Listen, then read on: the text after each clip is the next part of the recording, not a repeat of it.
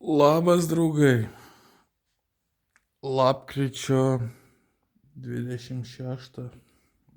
Žiūrėkit, koks bardaks. Vakars jau.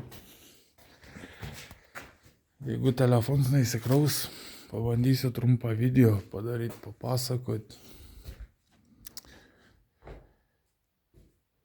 Gal pirmą nuo gerų naujienų. Visur USB įsiklojau. Ten kai daeisim vieną eilę, užsimūrysim iki pat viršaus.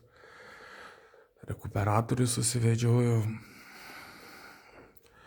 Čia kolidorių jau, plevelę klojos, bet užsiklojau. Nepagalvojau, bet atėjo momentas, kad privertė pagalvoti.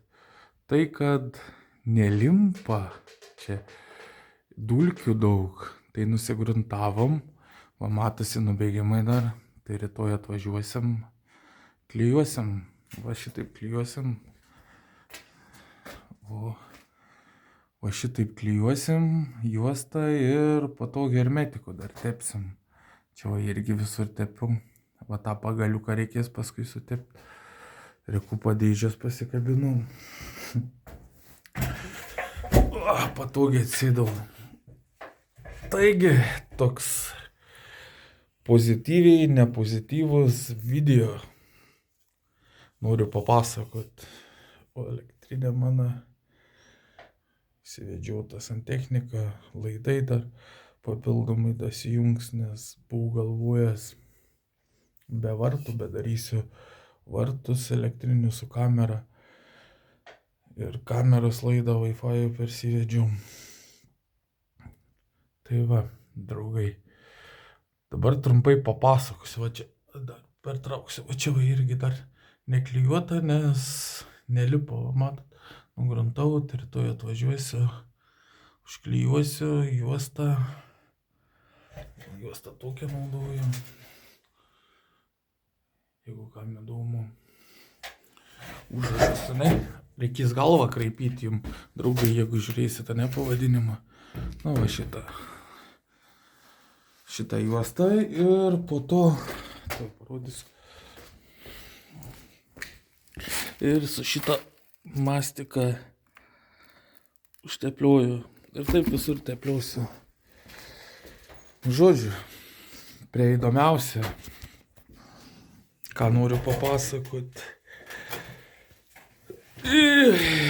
Vieną kartą susidūriau, gal nuo pradžių. Pradėjau namą, nusipirkau sklypą, pradėjau projektą tvarkytis. Kas eiliškumą domėjotės, gal žinot, kas nesidomėjot, papasakosiu. Pradėjau projektą darytis. Namo projektas neduoda statybos leidimo, kol nebūna elektros projektų. Ir pastatyta elektros skydinė atvesta. Tai susitvarkiau elektrą, atvedė mane, ir ką. Gavau projektą, viskas, prasidėjo statybas, pasidariau vidurkį mokėti. Ten 25 eurai, man atrodo, į mėnesį. Nesmė. Bet aš pasidariau vidurkį, išnaudoji, ar neišnaudoji, bet mokė kas mėnesį tą pačią sumą ir metų gale žiūri, ar pas tave permoka, ar ne. Ar išnaudoji kilovatus ir reikia dar mokėti. Žodžiu, pas mane statybos, kadangi pats daraus, kaip kiti, kas dažniau žiūrit, mane matot, tai statybos pas mane vyko nedideliu tempu, tai ir vyksta. Tai aš tos elektros metus laiką mokėjau už ją, panašiai neišnaudodamas. Ir aš už ją sumokėjau 619 kW. Ir dabar šiuo momentu esu išnaudojęs 31 kW. Taigi, draugai, prasideda cirkai. Kai atsimenat, kainos kilo elektros, ne? Man skambina iš ESO, tada dar buvo ESO.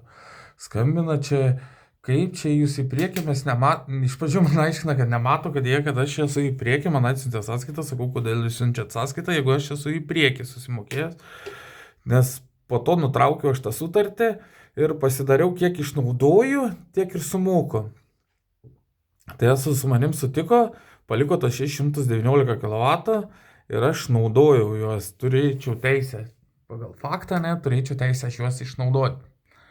Taigi, aš juos naudoju sėkmingai ir esu man paskambina, kai kainos kyla, mes jums galim gražinti senąją kainą ir pradėkit mokėti naują, čia kai buvo kainų kilimas.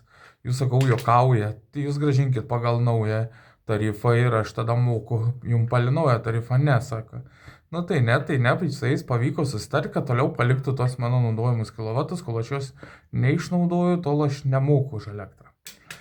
Taigi, prasideda cirkai, išiminėjant, šito negalvojau momentu, išiminėjant laikinąją elektros stotelę, atvažiavo pas mane ESO meistras, kuris, aš tuo metu nebuvau prie namo, kuris man jungė tiesiogiai į skydinę elektros, jau be elektrą, be laikinosios elektros skydinės. Taigi, jis atjungdamas man sako, gal nori pasikeisti, nu įsiklausė, sako, visiems keičiam dabar į tą skaitmeninę, sako, gal nori pasikeisti tą skaitliuką ar skaitmeninę, ar kaip, nu kas čia norėsit, tas rasit prie žodžių prisikabinti. Tai žodžiu, sako, gal nori, dėksim išmanųjį, man atrodo. Gerai, sakau, sako, nes anksčiau ar vėliau vis tiek dėksim. Gerai, sakau, ir aš tuo momentu nepagalvojau, kad man prasidės cirkai. Pakeitėjus tą man išmanų įdėjo, žodžiu, pasibaigė mano sutartis su ESO, pereinu į Ignitis. Praeina mėnuo ar du, skambina Ignitis, neskambina, atsiunčia sąskaitą man. 26 centai išnaudoti. Skambinam į Ignitį. Sakau, labą dieną, sakau, kodėl jūs man siunčiate sąskaitą, nes jūs išnaudojate tiek elektros. Sakau, palaukit, tai pas mane 619 kW, nu ten paaiškinu situaciją. Mes, sako, nematom, kad yra permoka ir kaip jūs iš viso galite susimokėti į priekį. Jinai, darbuotojai manęs klausia, kaip aš galėjau susimokėti į priekį. Tai čia turėtų būti logika, kad aš turėčiau klausti, ne? Aš sakau, taip ir taip, man buvo tokia sutartis, aš tai pasidariau, ne, mes nematome šito permokos, mes tada paklausim, ar jūs atsakote už savo žodžius, kur dabar įrašinėjama, jeigu aš pateikiu sąskaitą ir jūs man sakote, kad nėra sumokėta, ar mes pateikiam sąskaitą ir panašiai. Tada galva krypt, mes matom 31, tik tais. Tai sakom, palaukite, mums už 31 kW tik atsiuntėt 26 centus susimokėti. Tai sakom, kur skola tada, jeigu jūs nematot? Tyl, padėjo ragelį. Per visą tą pokalbį, kai 3 dienas ar 4 teisėsi, dabar jau 6, berods ar 8 diena, ir kokie 5 ar 6 darbuotojai Ignitis padėjo ragelį.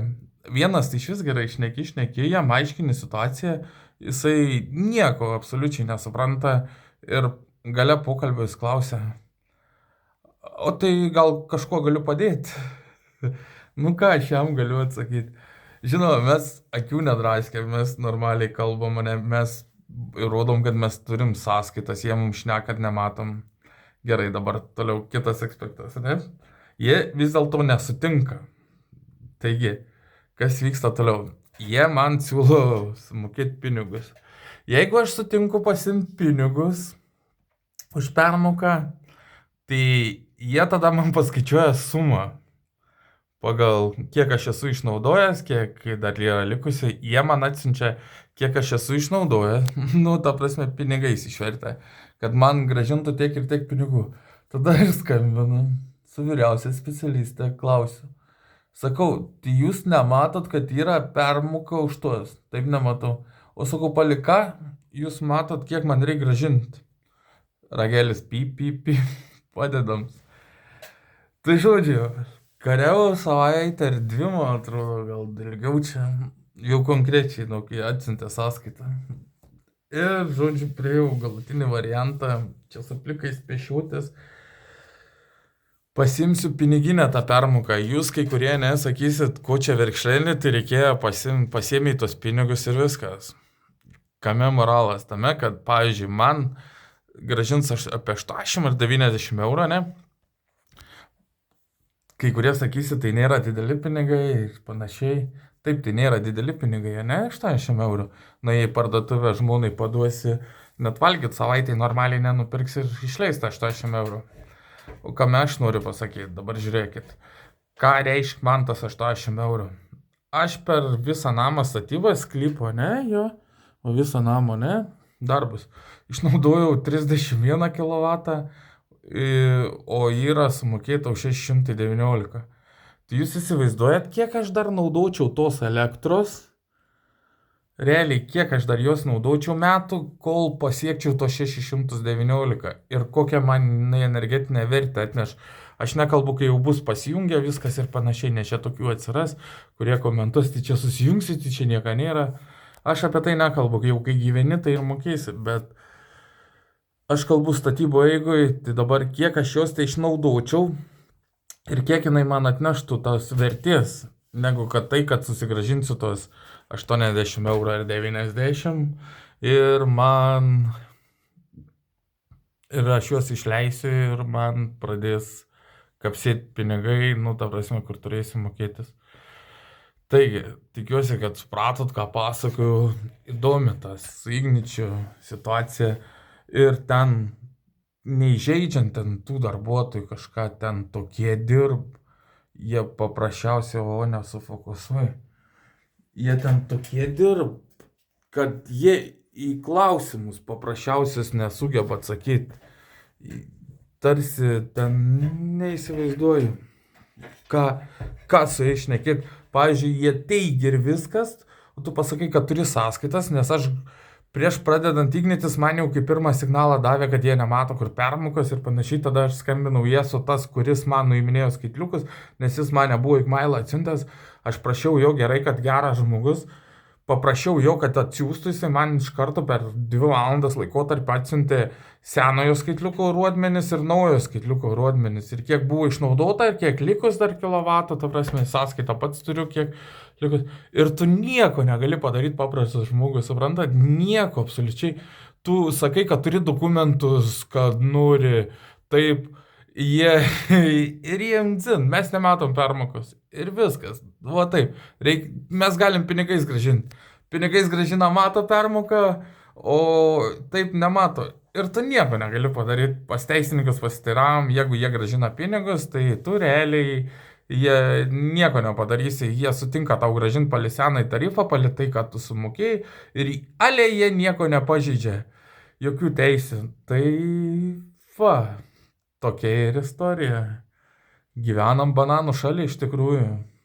Lietuva. Va, jum bairiai. 50. Ai, nenoriu čia veltis. Žodžiu. Tai va, draugai. Sakysit, kai kurie, ko čia verkia, nedideli tai pinigai. Dar kartą pasikartosiu. Jum gal nedideli, bet man ne piniginė vertė. Man dabar... Aš būčiau sau ramiai naudoję 619 dar kokius metus ar 2 statybom ir būčiau jokių neturėjęs reikalų, kad mokėti ten per sąskaitą ar važiuoti į terminalą susimokėti elektros mokesčius, nes aš dar būčiau kokius 2 metus apie tai iš viso negalvojęs, o dabar aš turėsiu ar jungtis per vieną sąskaitą mokėti ar važiuoti per terminalą. Tai suteik daug man nepatogumų. Tas 80 eurų, kur būčiau 2 metus ramiai. Ir svarbiausia, tu nieko negali padaryti. Tu turi sąskaitas, tu turi viską. Ir tu nieko negali padaryti. Ir va taip va. Tai va, draugai. Tu labiau, kad ten konsultantai dirb. Nenoriu žaisti, aišku, kiekvienas darbo vietą. Bet suprantat, kai paskambini, tu gauti atsakymų ir tavęs daugiau klausinėjai negu tu jų ir tavęs jie prašo atsakyti jų klausimus, tai kas susijęs su aš nesuprantu, kaip tu galėjai dirbti darbo vietą ir tai būtų tuščias. Tai būtų tuščias, ta prasme, eini į autoservizą, koks siuvėjas, eini mašiną remontuoti variklius. Čia lygiai tas pats, šneki ir nesusišneki ir neduot tavo atsakymo, kai neturi elementaru, tu pasakai, kad turi sąskaitą. už kiek yra sumokėta, kiek yra išnaudota, kad kai keitė turėjo visus du rodmenys senuosinių ir tada tylu, nebeturi atsakymą tylu, arba tas, kuris labiausiai pramušo, kuo dar galiu padėti, o likusi ten 5-6 metą ragelį tiesiog metą. Susisieksim po 2 dienų. Susisieksim, perduosim vyresniajam konsultantui. Tas vyresnysis konsultantas, tai, nu, žodžiu, dar gudresnis už gudresnius, kuris arba kuri nu, žodžiu, kad nenoriu aš jų ten įžeisti, aišku, kiekvienas savo darbo vietą dirbom, aišku, pas kažką minusai, pliusai. Žodžiu, tiek, kai pradėti pasakoti, pradėti nervuotis, jaučiu, nieko nesuprato, čia šiaip emocijas išlėt. Beje, Arnoldas, kaimynas Arnoldas padėjo plevelę prasitemti katiliniai ir kolidoriui. Ačiū tau, Arnoldai, žinau, kad žiūrėsi, labai nesijuok, emocijų pagalba, tai va, sėdžiu ir tiek. Draugai, pakomentuokit, palaikinkit, kam nesunku. Kita diena bus smagesnė, įkelsiu labiau susijusiu su darbais, o ne su emocijom video. Iki gero žiūrėjimo visiems. Nepykit, ate.